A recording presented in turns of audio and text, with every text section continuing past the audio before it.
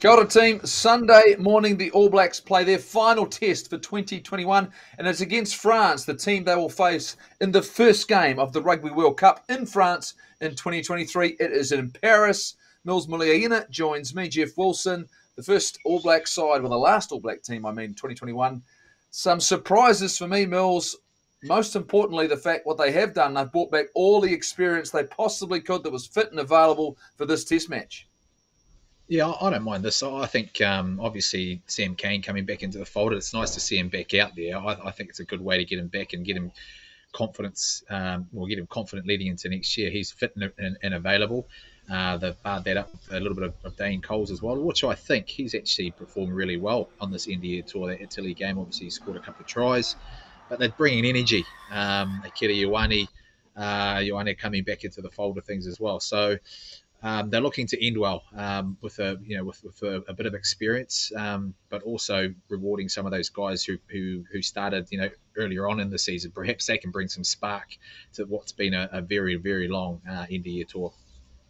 They clearly needed Aaron Smith for a little bit of cover, but in saying that, him coming straight into the starting lineup against France, is there an air of not necessarily desperation, but an understanding they need what he's going to bring, particularly in their attacking side of the game? I think there is. I think he plays a pivotal part in terms of the game they're wanting to actually play. And if you look at the guys, Akira Ioane, for instance, getting him a little out wide. But in order to get him a little bit wider to do his magic, because he's really good at ball in hand, you've got to get that front foot ball. And it starts from 9. And so his passing ability and his ability to get that wide pass for his forwards have particularly gone to that pod system off 9, but they've been a little bit sort of tight in that area. His pass and the speed of his pass to get those guys a little bit wider, hopefully get some inroads to playing that sort of fast game and allowing Mo'unga a little bit more time. I think he's pivotal in terms of the game plan they've been trying to play the last couple of weeks, but just haven't managed to be able to get that quick ball. So if you're looking at combinations, you mentioned the loose forward trio a little bit earlier on, Sam Cane, Akira Ioane joining Ardie Savea. The big selection, I suppose, that was forced upon the All Blacks was Beauden Barrett being ruled out of this test match, not recovering from his concussion from last weekend. The combination of Richie Mo'unga and Quinn Tupaia at 10 and 12 against Italy, you'd have to say, it didn't gel. It didn't create what they were looking for. They are now being forced to take on France.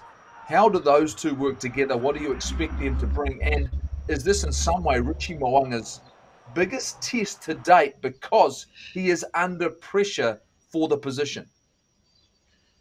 Well, there's no doubt he is under pressure. I think the performance that Beauden Barrett had against Wales solidified the fact that he was the number 1 10 leading into it. But we've always spoken about this is now an opportunity. Richie Mo'unga is a class act. We've got the luxury of having 2 world-class 10s. He will be under pressure, but we've seen this time and time again with Richie Mo'unga that, it's particularly in Super Rugby, the way he's been able to step up. He can do that. Having Quinn Tupaia outside him, I think it's a good thing. I think he can just focus on getting that football. Obviously, between him and Harvey Lee brings a different game, a different sort of mindset. And if you look at the way they played last week, they struggle for that. They struggle for that sort of guy that's just going to chuck the ball forward when Mo'unga hasn't got any options. Just give it to Quinn. He's young, he's fresh, he's enthusiastic, and he's powerful.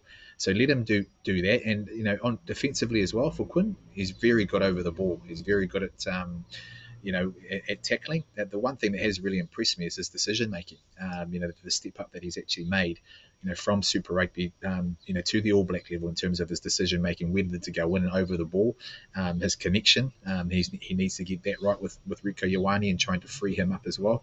But also, if you remember, when he first came on against Tonga, and his ability to also organise those forwards. This is a young guy that came out and really organised them really well. He's going to need a little bit of that voice, not too much, not over demanding, but he's going to need to try and organise those forwards outside more to make sure they're obviously in the right place, but they know their roles as well. So I'm looking forward to the way they connect. And the good thing is they had that sort of, I suppose, misconnection against Italy. Now it's a great opportunity for both those guys to really sort of form a really good combination leading into this game.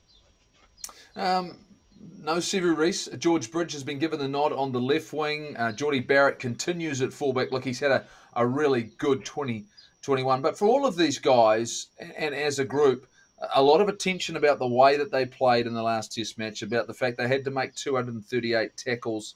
They weren't able to get their game going. Do you see this group, and in particular, the combination of this forward pack and this backline finding a way to get some rhythm into their attack? And what responsibility falls on the forwards? Because there's been a lot of attention on the backs. Ian Foster is expecting a more secure and a more accurate performance from the backs. What can this forward group do to assist that and help them build some momentum on their attack? Because against pressure defences, it has been stuttering. Does this group inspire you? Do you think just the addition of Aaron Smith, does it mean the forwards, this forward group, are going to be more impactful with ball in hand? I think they will be. I think his impact is going to be massive, but it demands Richie Mo'unga to really step up.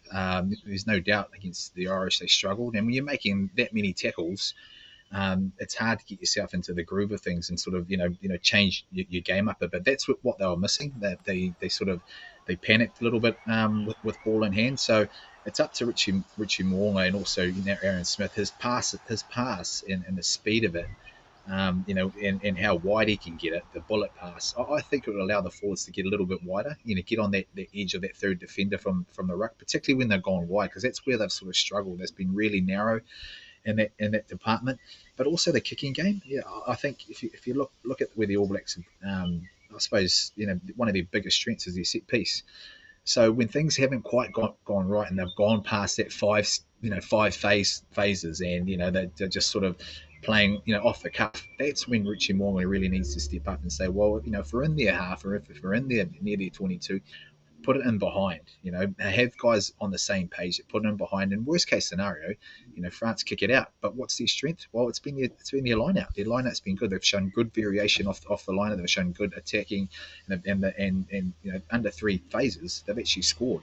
So I think the balance of that and getting the forwards involved, rather than just tackling all day, and when we have got the ball back, being really precise about what we do about it. But that also entitles everyone else to make sure they're on the same page. So that combination there, Ardie Savea has been outstanding, and it always comes back to that. It's 8, 9, 10, and 12. These guys are going to be crucial because the engine room is functioning pretty well. They just look, a little bit out of place in terms of direction, and that's where these guys that I've just spoken about, 8, 9, 10, and 12, really need to show direction. All right, just lastly then, look, we know often in the big games, test matches are won and lost in the last 20 minutes. If we think about the All Black bench, George Bower, Samasoni Taukei'aho, Tupavai. You've got the likes of Brad Weber, haven't got a huge number of test matches. Shannon Frizzell has played very little rugby for the All Blacks in 2021. David Havili, his confidence must be taking a little bit of a hit, the fact that it's been relegated to the bench. Is this the group? Ofa Tu'ungafasi adds a little bit of solidity around that, but this is going to be a huge challenge for this group. They chose not to put Tupavai on last week. Is this where we will find out whether or not this young group, this next tier, some guys who have had a taste of it, can step up? Because what we do know is the longer France stay in the game, the more belief they get, and they find a way to win against the All Blacks. They haven't done it in recent times. We're on a huge winning streak. But you can never anticipate what French team is going to turn up. I know from experience, you know from experience. So you look at that group, David McKenzie, that sort of impact players we're expecting. Can we expect them to come on and have the impact that maybe we didn't experience last week? Well, they need to. I think that's first and foremost. The big thing is the guys that are starting the game, they need to set that platform because, as you know, you've just mentioned, you go over there and play in Paris in front of that packed crowd. The band's going, the whistling, everything else, the noise. If you don't get into them early and try and build that lead and actually blow it out a little bit, so then they do go into their shells, the French side, then you're going to have a very, very long day at the office. So I think the big onus will be on the starting 15 to give these guys that are coming off the bench, a decent ride. But in saying that, we have got enough firepower. I think we've got enough firepower coming off the bench. Some of these young guys, although they're inexperienced, I don't mind that. I think this is a great way to keep them going in terms of it, feed this experience about playing in this big stadium, being away from home. They've been away for a very long time. They're excited. That's a great thing about being so young and inexperienced, that you're going to bring motivation. You want to get up for these big moments and get out there and absolutely, go full noise. So I think we've got plenty of power. Damien McKenzie and obviously Harvey still got points to prove, and certainly Brad Weber, in the backs combination. So I'm looking forward to their experience as well, because they'll play a big part in making sure that that bench offers plenty of impact when they do come on. Hopefully, it's not when they're down, or the French team is in it with a shot.